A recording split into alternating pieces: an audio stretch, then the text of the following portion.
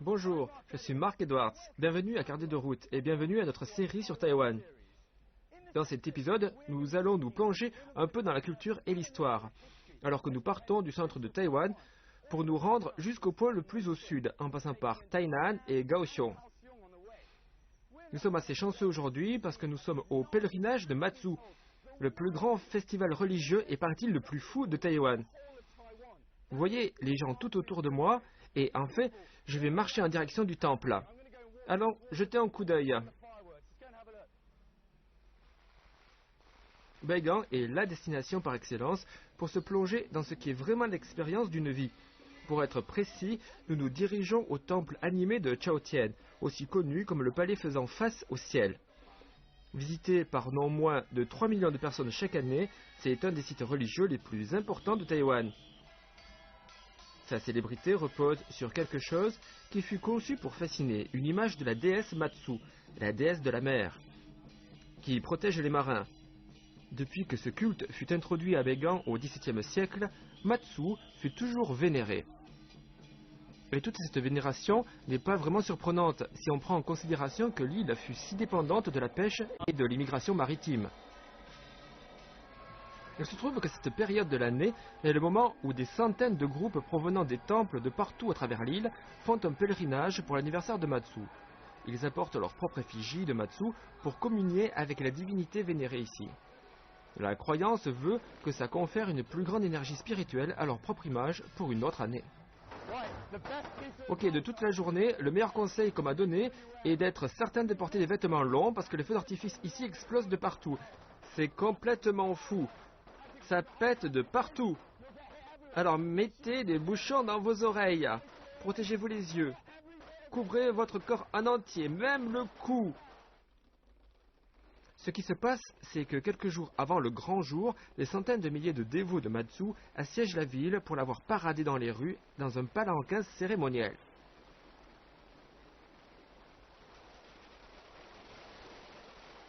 La toile de fond de ceci est un kaléidoscope chaotique de feux d'artifice, le plus grand du genre sur l'île. Les festivités atteignent crescendo le jour même de l'anniversaire, lors d'offrandes pour remercier les parents de Matsu de lui avoir donné vie. Une des versions de l'histoire de Matsu veut qu'elle fut une vraie femme du nom de Lin Monian, née en 960 avant Jésus-Christ, et qu'elle se serait dévouée toute sa vie, guidant les bateaux à bon port et empêchant les marins de se perdre en mer. Alors, en ce jour particulier, les adorateurs de Matsu de partout à travers le monde reviennent dans cette région particulière. Et c'est dans cette région que des pèlerins et des statues de Matsu feront leur chemin jusqu'au temple où nous étions avant. Donc c'est vraiment une journée internationale pleine de feux d'artifice. De toute façon, c'est loin de ce à quoi vous vous attendriez d'un festival religieux. C'est animé, c'est coloré, c'est bruyant. Ça ressemble plus au carnaval de Rio. Il y a un vrai sentiment de camaraderie ici, de même que l'impression que vous poursuivez ainsi une tradition ancrée dans le temps. Si vous vous êtes déjà demandé ce que ce serait de vivre une reconstitution historique de la ferveur religieuse du Moyen-Âge, alors le festival Matsu de Beigang est pour vous. Même si ça peut être un peu lourd, c'est un délice pour les yeux. Mais ce n'est pas la seule partie de votre corps qui en profitera. Des enfants, sur des chars, jettent des bonbons à tout le monde. Ce qui renforce réellement l'atmosphère du carnaval, c'est qu'il y a de la musique partout et que les costumes sont tous tellement extravagants. Mais ce n'est pas donné et que les parents sont avertis. Selon les coutumes locales, ça peut coûter jusqu'à 300 $ pour garder vos enfants, tout miel tout sucre, du matin au soir. Bon, il est temps de partir d'ici avant que tout le monde ait perdu toutes ses dents dans une brume paradisiaque sucrée. Allons dans un coin un peu plus tranquille.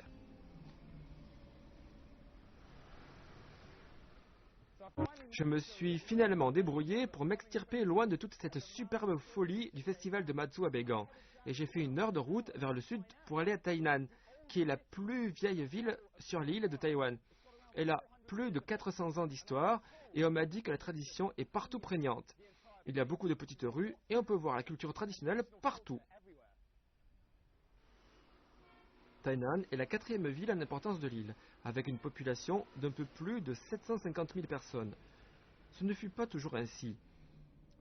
Pour plus de 200 ans, de 1661 à 1887, Tainan était la capitale de Taïwan, de même que le centre culturel et commercial de l'île. De nos jours, Tainan est vue comme l'une des villes les plus socialement progressistes de Taïwan. Moderne, mais propre et cultivée, où la vie sociale du XXIe siècle est combinée à un profond respect pour l'histoire et la tradition. Vous pouvez tout simplement vous perdre dans les labyrinthes des étroites allées, dans les cours des jardins qui embrassent des centaines de sanctuaires et de temples. Et vous allez presque pouvoir toucher à l'histoire du bout des doigts. Là, je suis carrément en train de toucher un pan de l'histoire de Taïwan. C'est le plus vieux mur de toute l'île. Il fut construit en 1624 par les premiers colons néerlandais lorsqu'ils sont venus ici et ont construit le château appelé Fort Zeelandia qui est juste plus loin devant. Allez, je vais aller voir.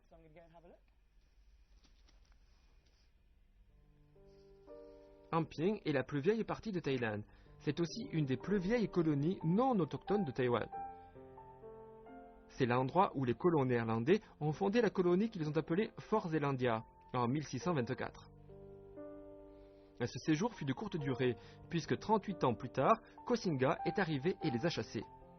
Koxinga, aussi connu sous le nom de Zheng Chenggong, était un général de la dynastie Ming qui est arrivé ici avec 25 000 soldats et qui est généralement reconnu pour avoir donné le coup d'envoi au lancement d'une renaissance chinoise sur l'île. Il est reconnu pour être le seul général Han à avoir infligé une défaite majeure sur des forces coloniales occidentales. Un autre hommage à ce héros plus qu'admiré se trouve au Turchekan, qui furent les premiers quartiers généraux de Koxinga.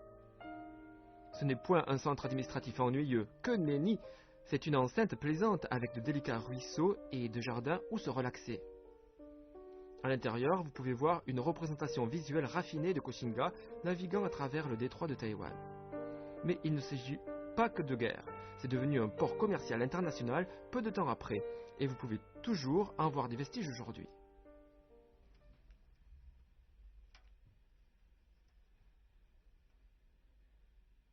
Je suis arrivé dans la partie appelée Amping, à Tainan, et à l'époque, au XVIIe siècle, cet endroit était célèbre pour être un port commercial international.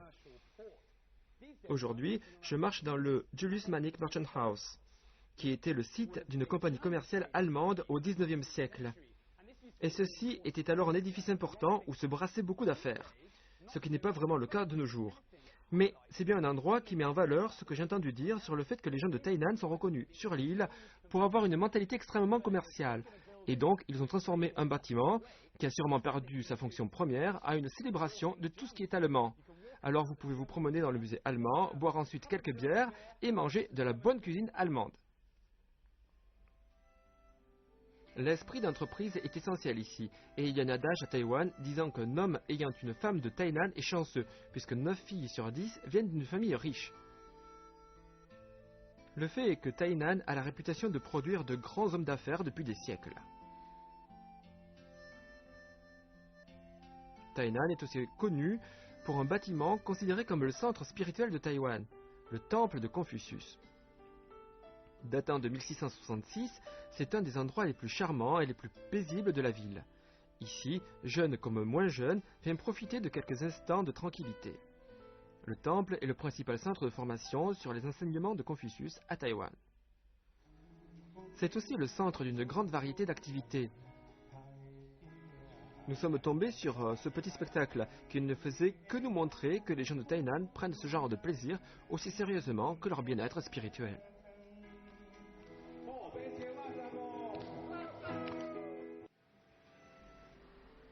Bon, notre prochain arrêt est Mainong, vrai bastion de la culture Hakka. 90% de la population de Mainong se réclame de descendance Hakka, et la majorité parle toujours la langue traditionnelle. Les Hakka sont célèbres pour leur nourriture, et aussi pour être économes, travailleurs, et pour vivre dans des communautés soudées, où il y a un respect profond pour les ancêtres communs.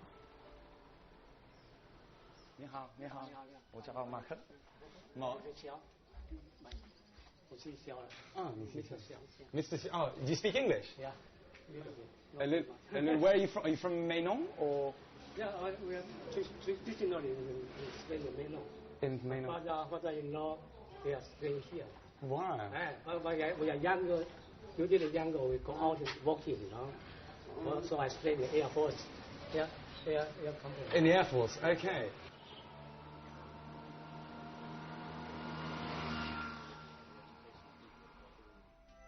Un village Hakka traditionnel est formé de cours ouvertes avec 3 bâtiments, dont une entrée principale. Chaque famille possède une pièce pour les ancêtres, appelée salle de réunion. C'est dédié au culte des ancêtres.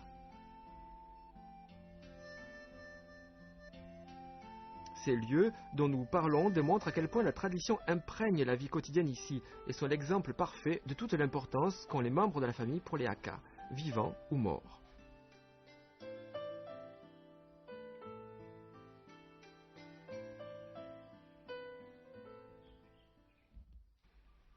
Voilà, je cherchais cet endroit, ça s'appelle la fournaise à mots. Dans la culture Hakka, l'éducation et les mots en particulier sont sacrés. C'est une des choses les plus importantes. Alors on ne peut pas se débarrasser à la légère d'une chose sur laquelle sont écrits des mots ou des caractères, que ce soit écrit à la main ou imprimé. Alors, je suis rentré à l'hôtel et j'ai pris mes trucs. Donc, ça c'est le programme d'hier, on n'en a pas besoin et on va s'en débarrasser à la manière Hakka.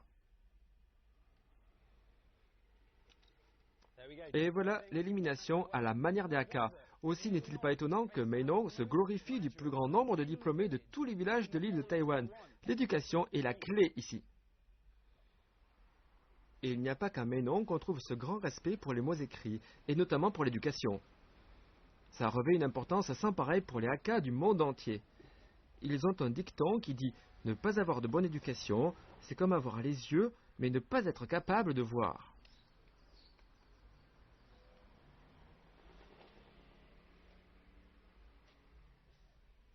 Oui, je pense que je suis à la bonne place. Si jamais vous venez dans des petits villages un peu moins connus comme celui-ci, apportez un petit guide, c'est très utile. Je l'ai trouvé à la page 17. Allons voir. 你好，你好，这个是谢金赖的商店吗？你很有名，在我的书，是你的名字，所以猜不清楚，但是是你的名字，所以我来看，见过你。 Le maître tailleur, Xie Jinlai, est né en 1909. En 1930, il a ouvert cette boutique de costumes bleus traditionnels Hakka. Il a transmis tout son savoir-faire à son fils et à sa belle-fille, qui prennent la relève. Et c'est une manière splendide de garder la tradition en vie. Une grande partie de l'intérêt est dans la symbolique qui est inextricablement liée à la manière dont les vêtements sont conçus, tout comme nous l'explique le propriétaire. 人生里面这个是像这个啊，这个叫做栏杆。栏杆里面它有3个吉祥物，第一个是太阳，第二个是蝴蝶，第3个是松柏。太阳，它本身就是告诫我们的子孙，就是入出而作，入肉而息。蝴蝶它本身是围绕在我们身边最美丽的动物。 蝴蝶它本身，它也是象征的一个生命力的周延。松柏树就是坚韧不拔那个精神。Une autre chose dont Meinong s'enorgueillit, ce sont les parapluies exquis de papier d'huile faits ici dans ce village traditionnel Hakka. Tout a commencé en 1924. On raconte qu'alors, un homme d'affaires de Meinong visitait le bastion Hakka de Chaozhou, dans la province du Guangdong. Il serait passé par une petite boutique qui vendait des parapluies. Impressionné par ce qu'il avait vu, il a ramené cette forme de culture Hakka à Meinong. Le caractère pour parapluie en chinois est d'une certaine façon caractéristique du style Hakka. Dans ce caractère, on croit pouvoir deviner les membres d'une famille vivre heureux ensemble. Jusqu'à ce jour, grâce au fait que ce soit toujours considéré comme étant un bon cadeau à offrir, cette forme d'artisanat Hakka est toujours vivante. Il est finalement temps d'aller à la mer. Kaohsiung, la deuxième ville de Taïwan, est à 40 km au sud-ouest de Meinong. C'est aussi le port maritime international principal de l'île et l'un des plus grands ports à conteneurs du monde. Cette ville est à nul autre pareil. Grâce à son emplacement privilégié en bord de mer, les gens de Kaohsiung jouissent d'un style de vie très relax. Et il n'est pas surprenant que la ville, avec ses lieux publics propices au farniente, soit devenue un tel endroit d'amusement et de romance. Assurez-vous de ne pas manquer le beau coucher de soleil. Vous voudriez peut-être aussi saisir la chance de faire plaisir à votre douce moitié en vous plongeant dans cette atmosphère romantique sur un des nombreux promontoires situés à travers la ville.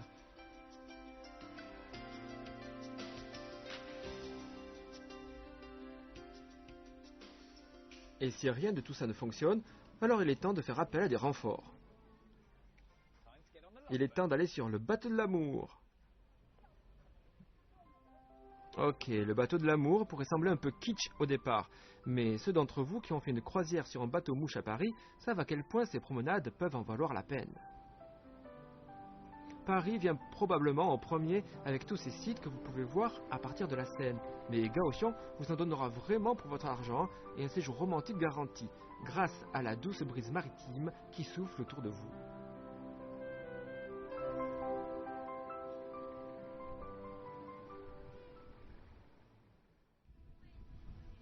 Ok, fini la romance. C'est le temps de se concentrer sur la meilleure raison d'être au bord de la mer, les fruits de mer. Nous sommes allés un peu plus au sud, au frénétique port de pêche de Donggang, qui est célèbre pour ses fabuleuses quantités du très célèbre et très dispendieux thon rouge. Si vous êtes ici en mai ou en juin, vous pourrez voir le festival culturel annuel du thon rouge. Mais ne soyez pas rébutés par son nom. Le festival vous offre la chance de goûter à une grande variété de spécialités maritimes. À Donggang, on parle vraiment d'un paradis pour les vrais amateurs de poissons.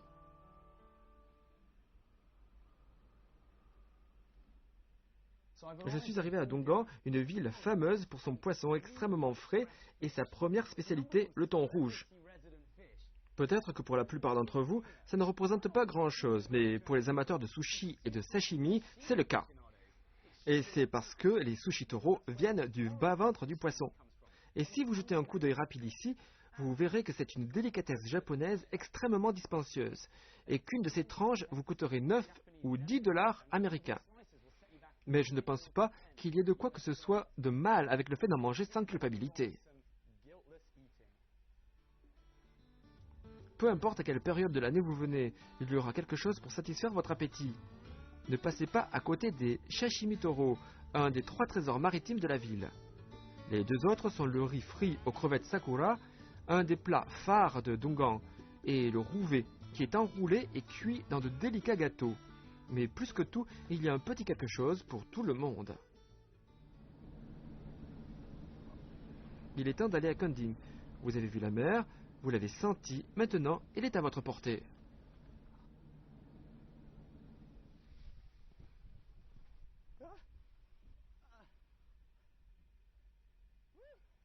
Alors je suis finalement arrivé à Kending, et vous savez, j'étais à Kaohsiung avant.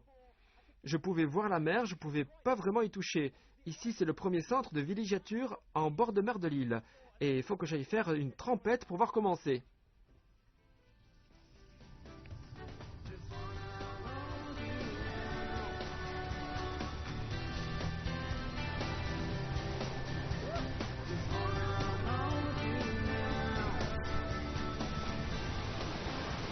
La région de Kending est un pur terrain de jeu tropical sous le soleil. Le soleil brille plus souvent ici que dans le nord. Et même quand il pleut, les nuages se crèvent, puis partent vite, et le soleil revient encore et le plaisir continue. Cet endroit vivant et heureux est le centre de vacances estival le plus populaire de Taïwan.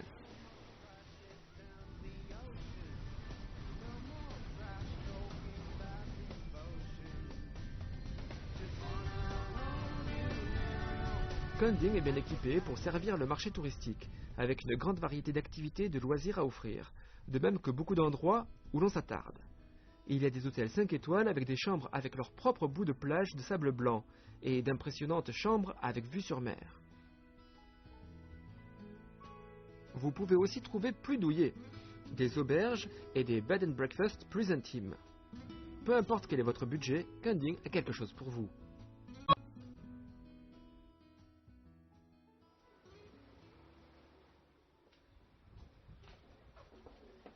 Hi, 你好，我订一个房间，我叫Mark，马克。你今天住的是船屋，在最顶楼，我 Alors elle va m'amener à ma chambre. C'est juste en haut. Je suis arrivé à Xiaojin, ce qui veut carrément dire l'auberge de la petite allée. J'ai fait des recherches parce que je cherchais quelque chose d'un peu plus familial et pittoresque. Et de ce que je peux voir ici, j'ai trouvé l'endroit que je voulais. Allons en haut. En 2008, c'était l'auberge la plus populaire de Taïwan. Et il y a aussi une belle petite histoire qui raconte comment le propriétaire est arrivé ici. Toute sa vie, elle a rêvé de vivre au bord de la mer et un jour, son copain l'a amenée ici. L'a demandé en mariage et lui a donné les titres de cette propriété. Il passait tout son temps au loin en prétextant des voyages d'affaires, alors qu'il cherchait la maison de ses rêves. Alors que les Roméo en herbe prennent ça en note. C'est comme ça qu'on fait ça.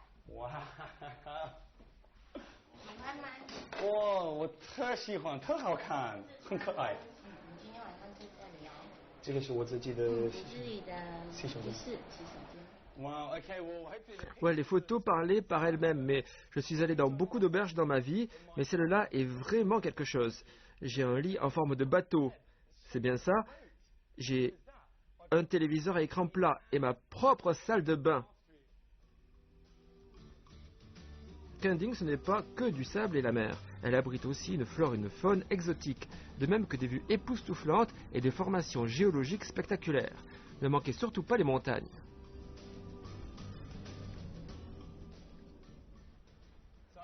Je suis avec mon ami là, mon pote Pingue. En fait, c'est un gars du magasin de Jeep et il est là pour être avec moi parce que c'est un peu différent de conduire une de ces Jeeps.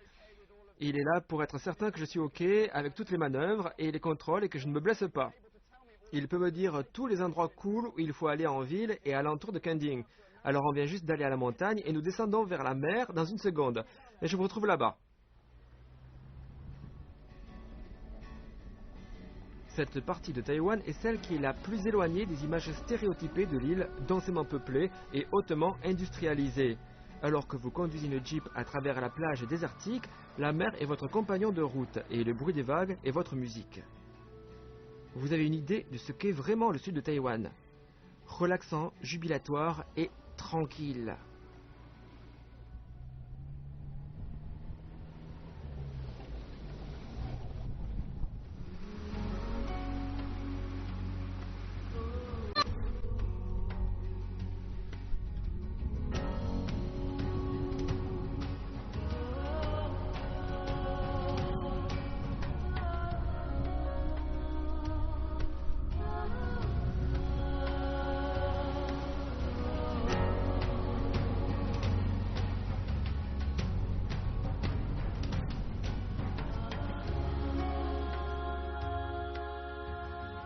Ça, c'est le signe que vous avez atteint le point le plus au sud de Taïwan, le phare. C'est une région que l'on a beaucoup de mal à quitter. La nourriture est délicieuse, les gens sont chaleureux et les paysages sont magnifiques. Et bien sûr, il y a plein de plages. Il n'y a pas vraiment quoi que ce soit d'autre que vous pourriez vouloir, sauf une prolongation de vos vacances.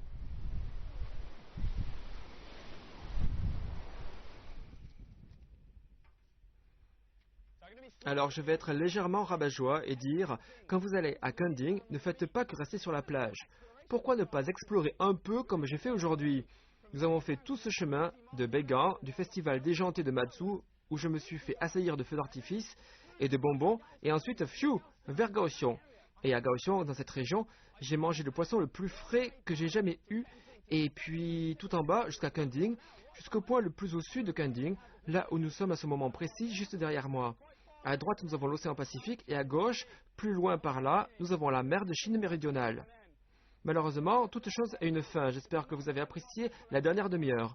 Mais ce n'est pas la fin de notre voyage à Taïwan. Il nous en reste encore tellement à découvrir.